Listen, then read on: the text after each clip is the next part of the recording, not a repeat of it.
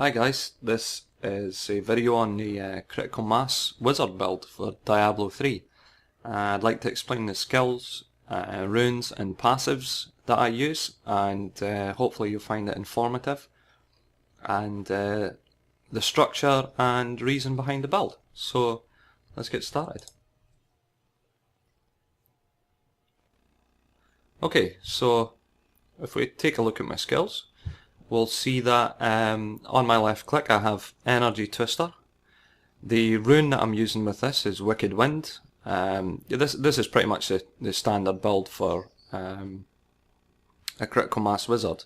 There are of course a few options here, and hopefully I'll take you through those as well.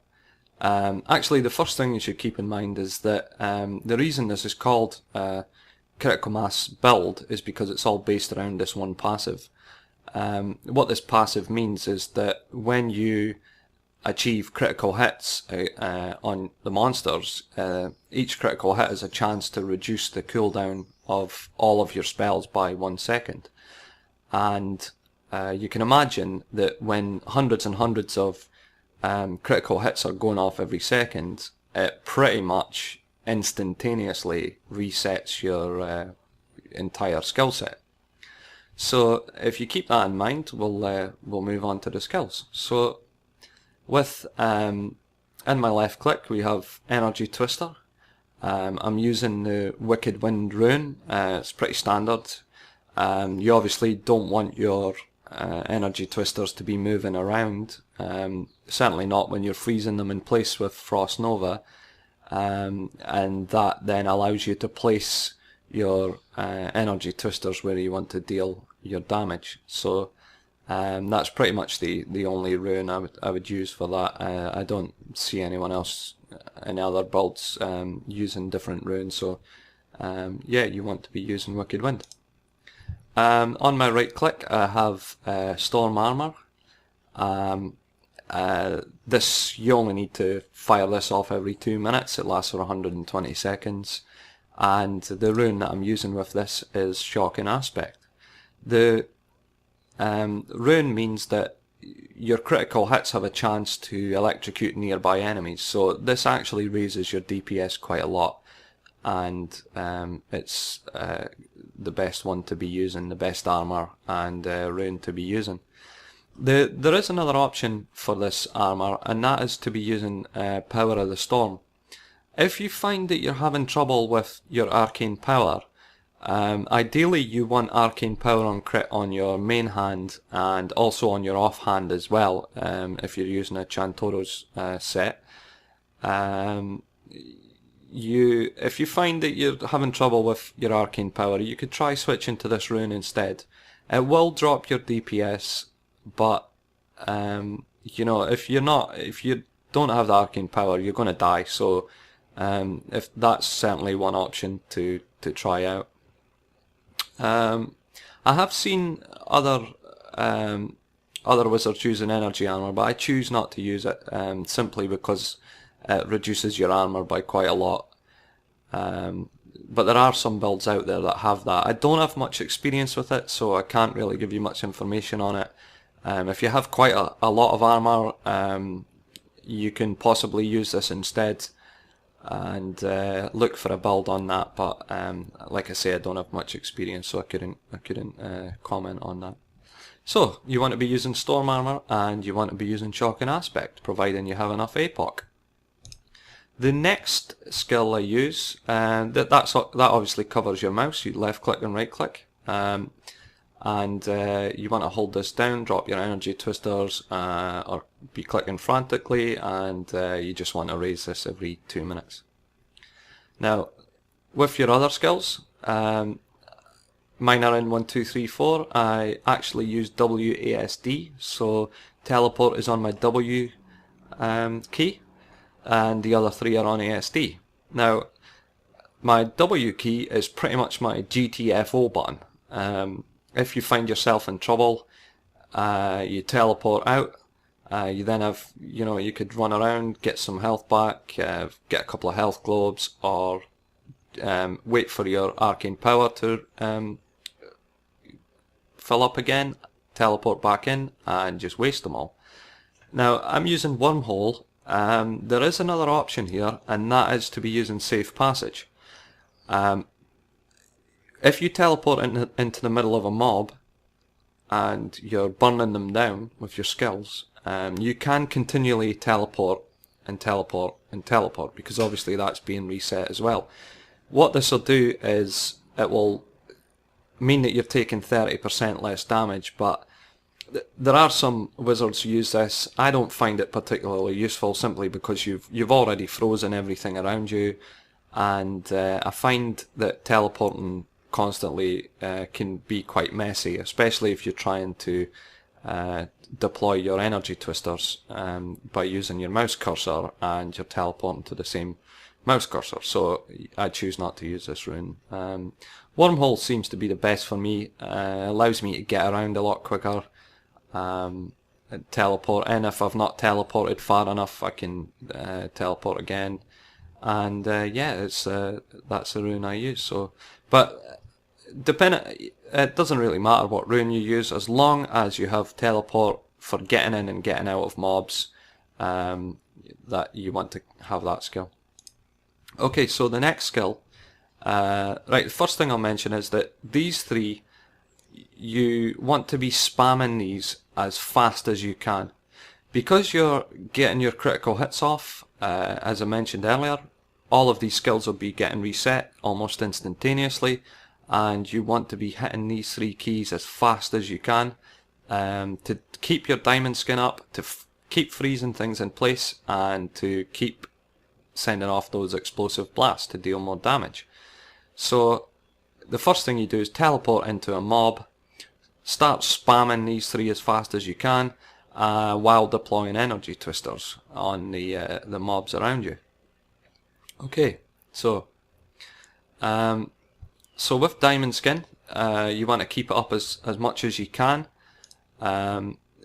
Again, if you're having issue with arcane power on crit, and you're not using a Stormcrow, typically most wizards will use a Mempo,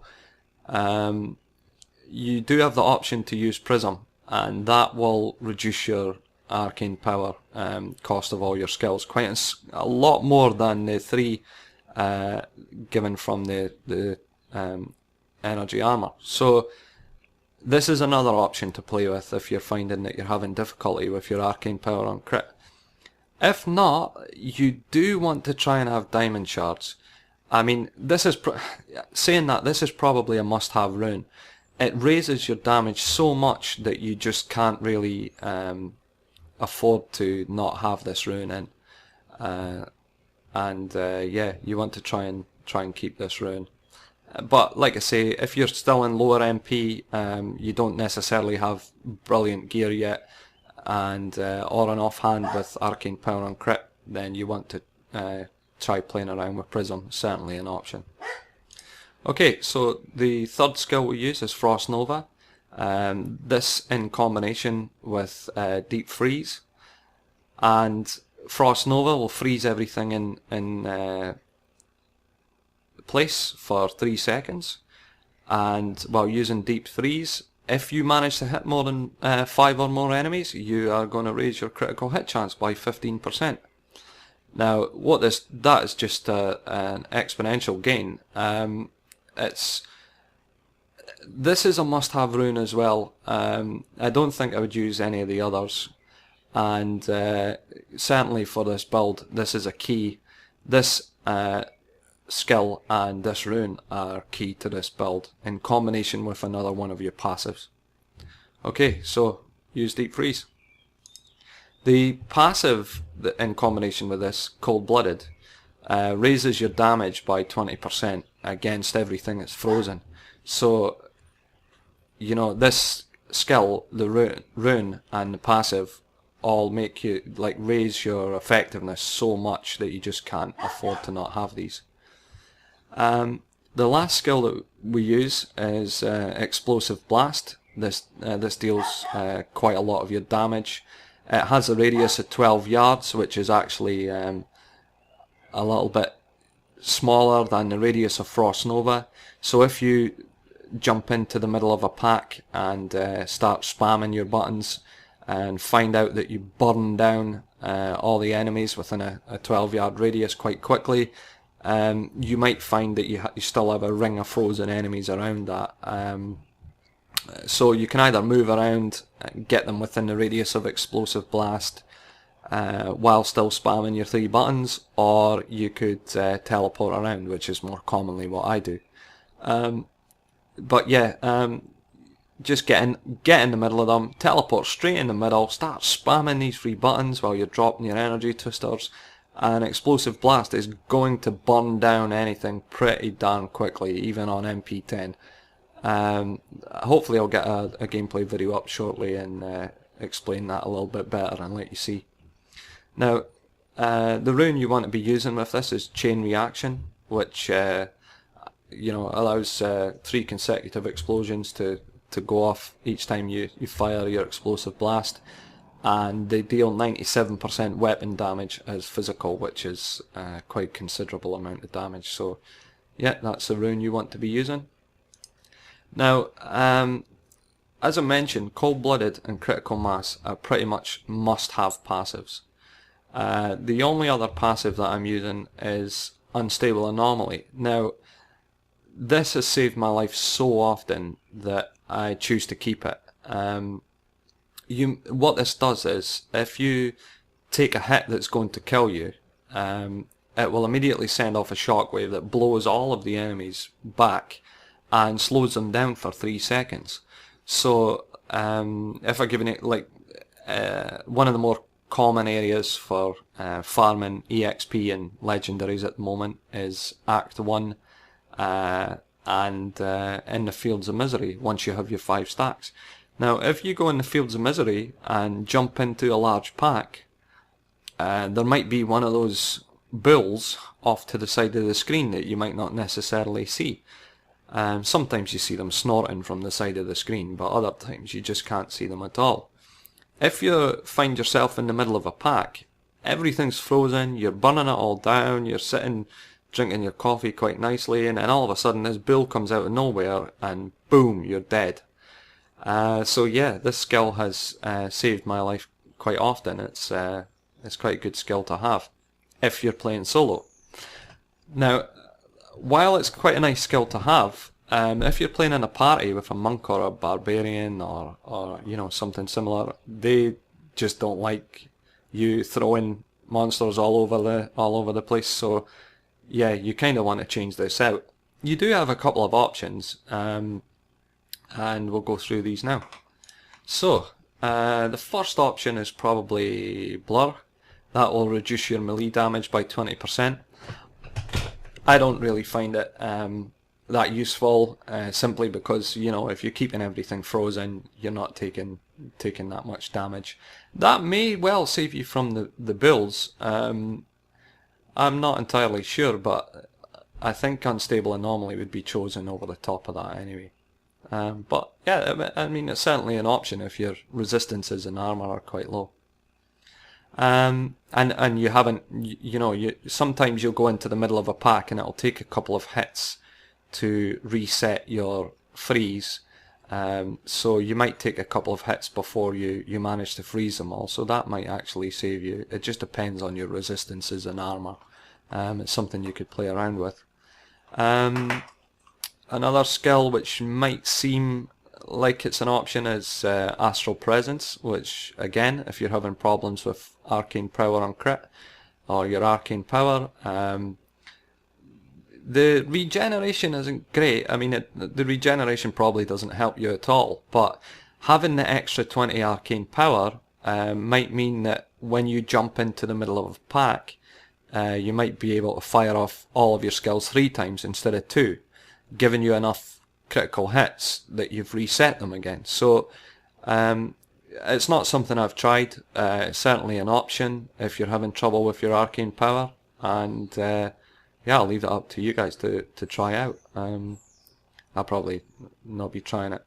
The other option is Evocation. Now this is probably, if I switch out Unstable Anomaly, it's probably going to be Evocation. I would stay away from glass cannon. I'd just like to mention that. Unless you have an absolute phenomenal amount of resistances and armor, then I would stay away from glass cannon. It's while it gives you a lot more damage, it just, the name speaks for itself. You know, it just makes you so paper thin that you become a glass cannon. The other passive I would use is evocation. Now, the key behind this is that if you have enough arcane power and you're firing off enough critical hits, if you find that an elite pack that you've jumped into are still managing to get off, they're not permanently frozen and they're still managing to get off their arcane beams or drop poison, or you know, they're managing to get some skills off even though you have the whole pack frozen, this might help you and permanently freeze them, just because it reduces your cooldowns by 15%. It's certainly something to try. It can be a good skill to have, a good passive to be using, but yeah, I mean, I'll jump into a pack and they'll still get off their arcane beams and things, but I can tank quite well, which I'll show you in another video. I'll go through my gears and my stats in another video, and explain to you how I can tank a little bit better with the quite high life on hit that I have. But evocation will reduce your cooldowns, and it might mean the difference between keeping them permanently frozen and not. So yeah, you could try that out instead if you're not having problem with dying all the time like me. So yeah, I keep it unstable anomaly, but that's certainly an option for you. I don't think there's any others that I would probably use here. Illusionist might be another option, so you could teleport out, but it's just not as beneficial as unstable anomaly, which also raises your life to 45%. So yeah, hopefully that explains a little bit about the critical mass build and how it's all based around this one passive. And as I mentioned, you want to teleport right in the middle of a pack. You want to spam these three buttons as fast as possible while placing energy twisters around you, and make sure your armor's up every 2 minutes. And that's about it. I hope you guys found this informative. I will make a few more videos. I'd like to explain my gear and stats, explain a little bit about what you're trying to aim for in terms of attack speed and resistances and things like that, and hopefully get some gameplay videos up as well. So yeah, okay,